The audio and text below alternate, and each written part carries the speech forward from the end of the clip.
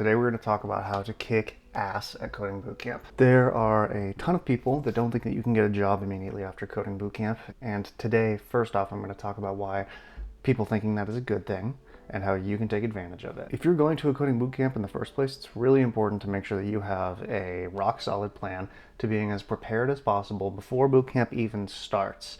And that's what we're going to be talking about today. You want to make sure that you have a clear runway and a step-by-step plan to getting as close to getting a job right before bootcamp ends or as bootcamp ends, so that you're not stuck with a 6 to 12 month waiting period where you're just filling out applications, trying to get interviews, and not really making any legitimate progress after you spend a bunch of money and a bunch of time going to a coding bootcamp. Let's just get right into it, because if you have signed up for a coding bootcamp already and you haven't realized it yet, you're in for a ton of work. Step 1, prepare like a maniac.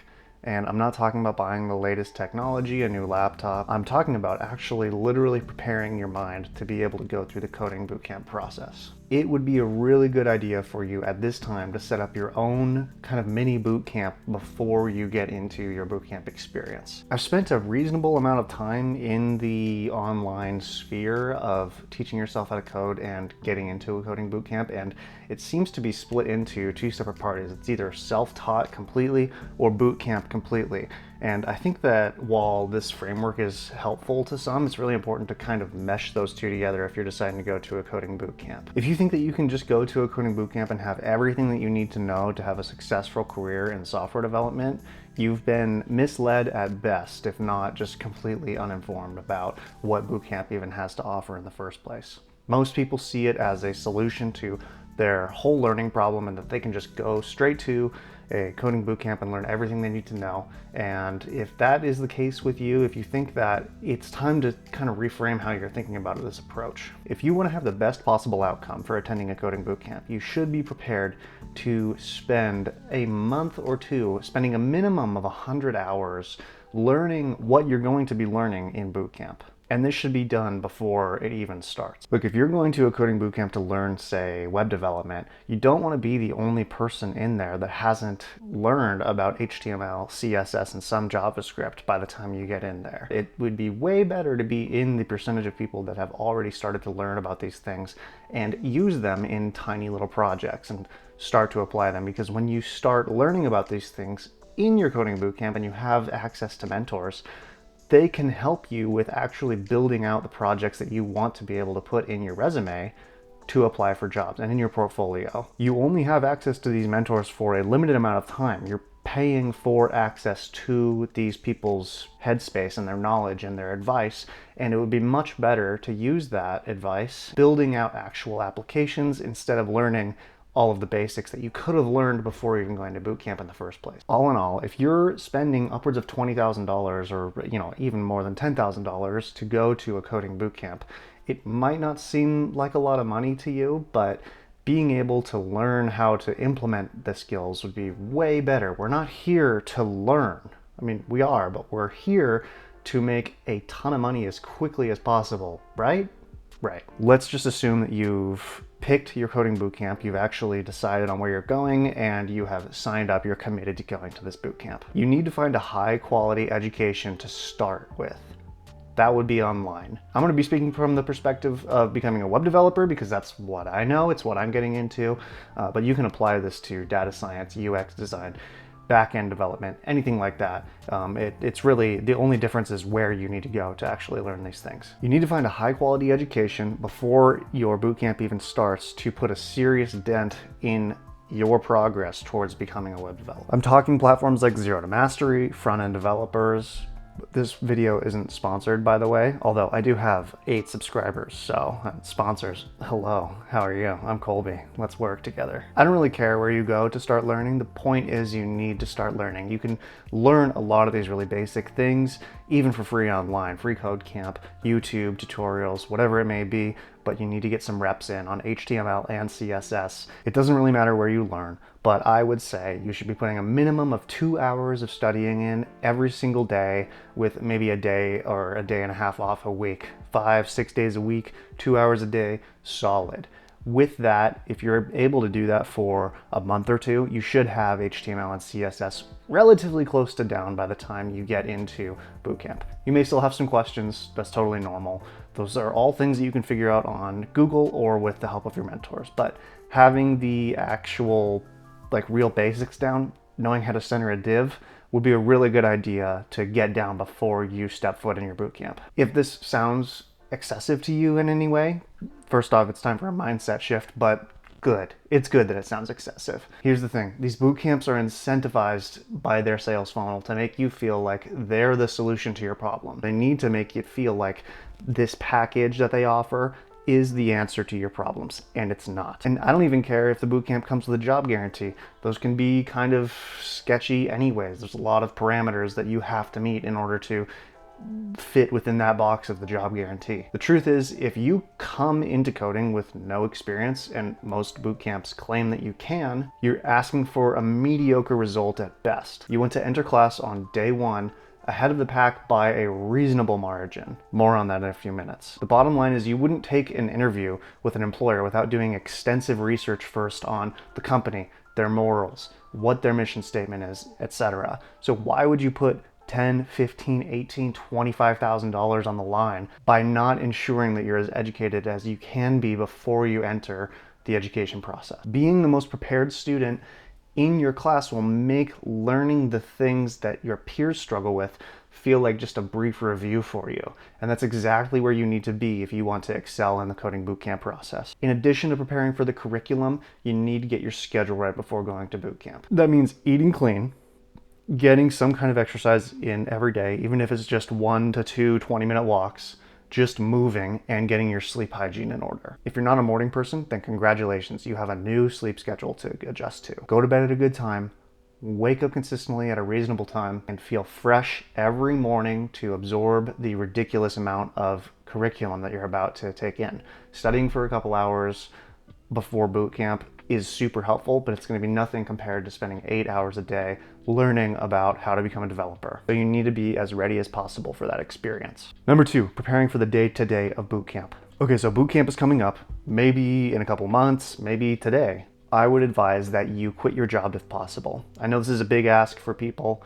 Not everybody is going to be able to do it, and that doesn't mean you're not going to succeed, but the reality is the more time and effort and energy, most importantly, your energy is your biggest capital when you're going through bootcamp.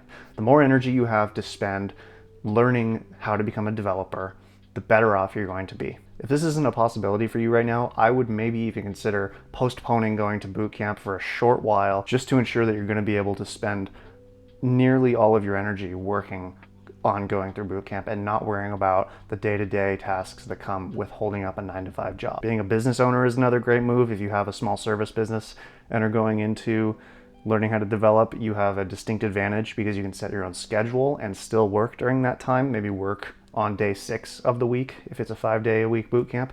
That can be a really good option as well. I don't necessarily recommend this to everybody, but another option could be to finance the boot camp.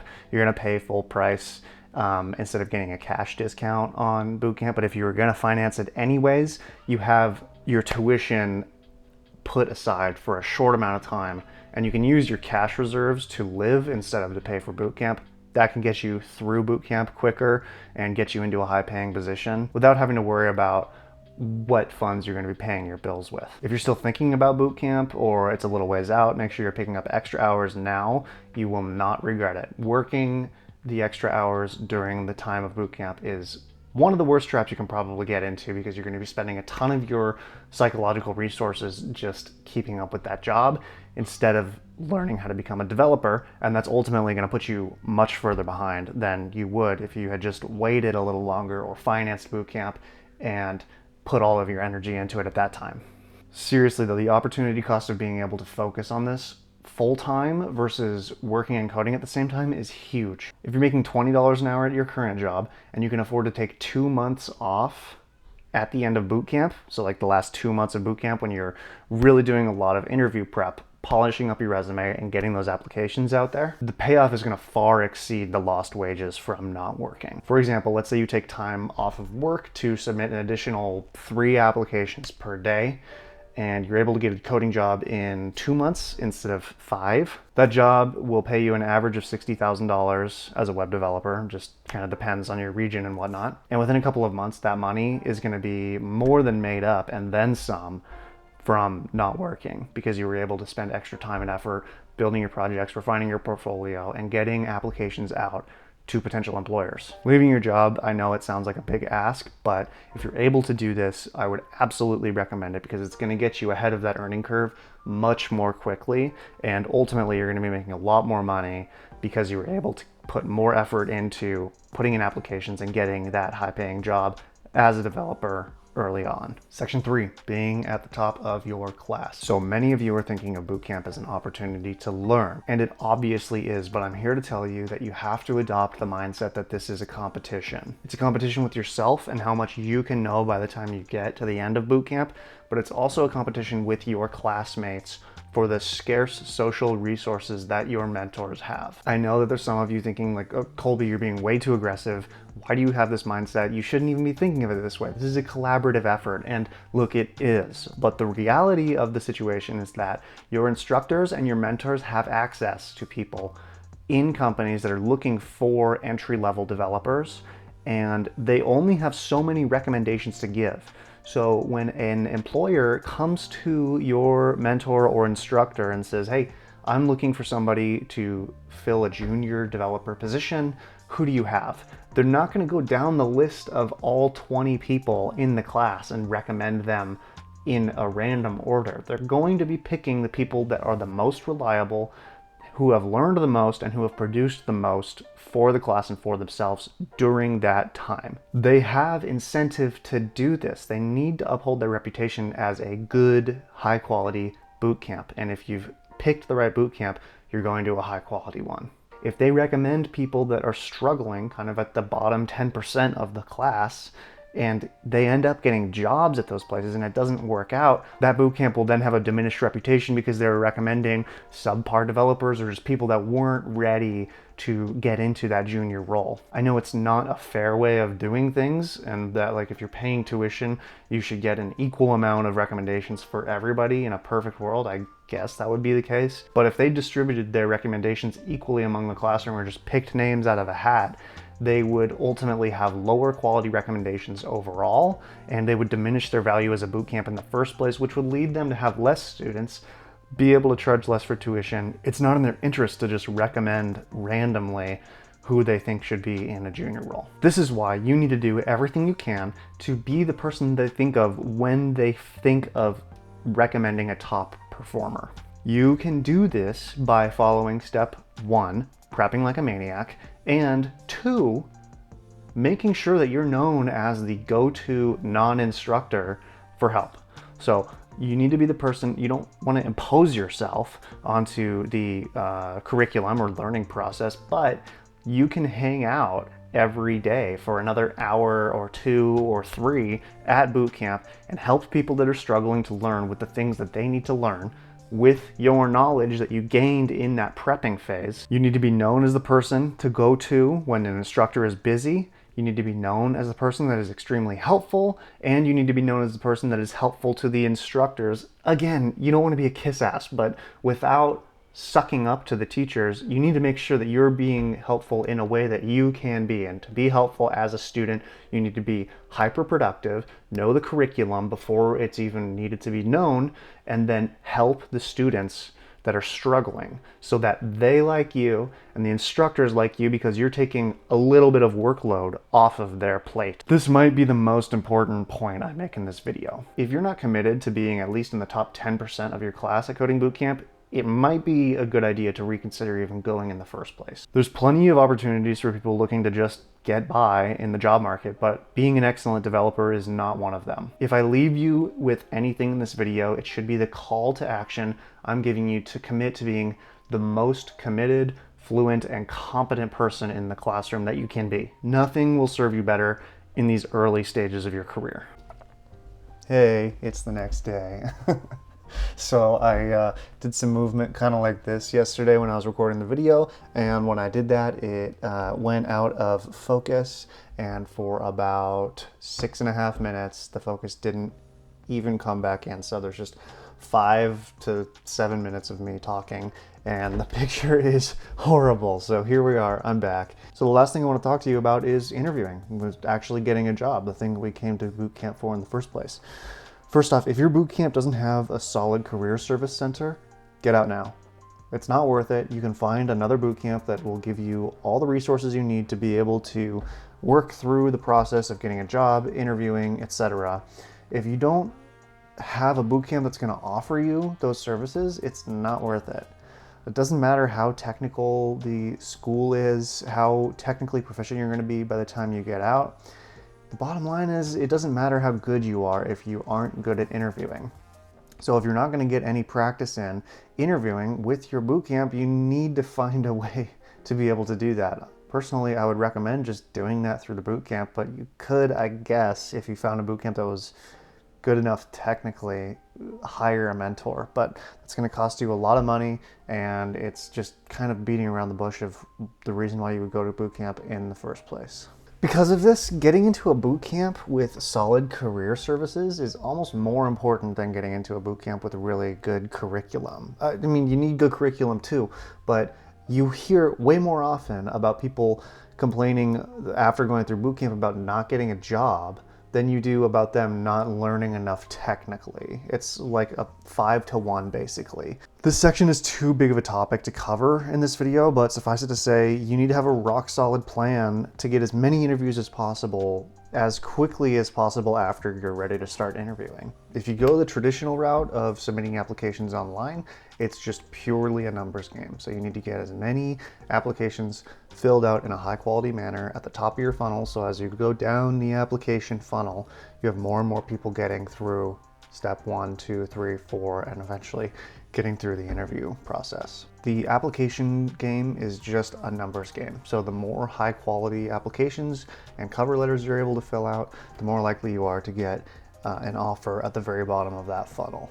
The better way to do it is to network before you even need to start looking for a job. So making those connections right off the bat as you're learning how to code. That looks like going to tech meetups and providing whatever value you can to that group, whether that's talking about your experience learning, talking about new concepts that you're learning, going through Coding Bootcamp, or some unique topics that your peers might not know about, something like that. Building value up front so that when you have an ask later down the road when you're looking for a job, the response is of a much higher quality and people don't feel like they're being taken advantage of. If you just show up to a networking conference and the first thing you're talking about is the fact that you're looking for a job, people are going to smell somebody who's desperate and needs to get into a job. So being able to show up before you actually need a job and have something to ask of the people, you have the chance to provide value, not just look like somebody who's out to get a job. The reality about Coding Bootcamp is that you have a lot to lose when you decide to attend one. Getting at a bootcamp and not getting a job or being able to somehow produce income from your newfound skills is the worst case scenario. The only way you can prevent this from happening is to make sure you're as ready as you can be prior to bootcamp starting. Bootcamp is a great way to break into the tech world, but it is far from a free pass into the industry. Rather, it is an opportunity that you pay for to build a portfolio and rapidly ramp up your skill set. Making sure that you're as prepared as possible by following these previous steps is the best thing you can do to ensure your success. So good luck to you, and I will talk to you again soon.